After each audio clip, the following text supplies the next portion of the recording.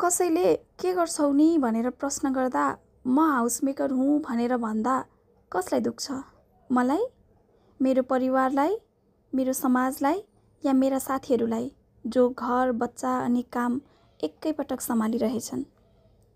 सपना, इच्छा, चाहना अनि रहर मेरा पनि छन्। बाहिरी संसार हेर्ने, आफ्नो छुट्टै पहिचान बनाउने, आफूलाई छुट्टै रूपमा स्थापित गर्ने। मैले घर, परिवार र बच्चा सम्हालेर गलत गरिरहेछु र? हजारौँ आमाहरूको मनमा उठ्ने प्रश्न। साँच्चै म असमञ्जस्यतामा परिरहेछु। म चाहन्छु मेरो बच्चाले 24 घण्टा मेरो सामिप्यता पाओस्।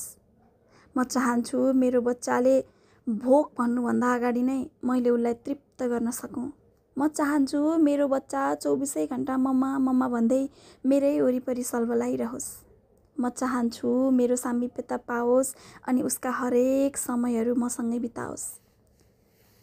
तर के यो सब चाहनु गलत हो?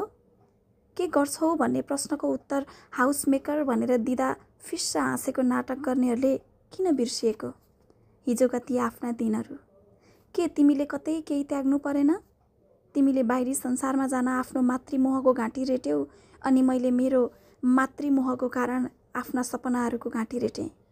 तिमी तिम्रो परिस्थिति अनुसार सायद सही अनि म मेरो परिस्थिति अनुसार सायद सही। अनि तिमीलाई अरूलाई जज गर्ने अधिकार कसले दियो? ती हजारौँ करोडौँ हाउसमेकरहरूलाई मेरो सम्मान, जसले आफ्नो सपनाको बलिदान गरेर आफ्नो घर, परिवार र सन्तानलाई समय दिनुभएको छ। अनि ती करोडौँ सङ्घर्षशील वर्किङ वुमेनहरूलाई पनि मेरो सम्मान, जसले घर, परिवार, काम र करियरलाई एकसाथ अगाडि बढाउनु भएको छ।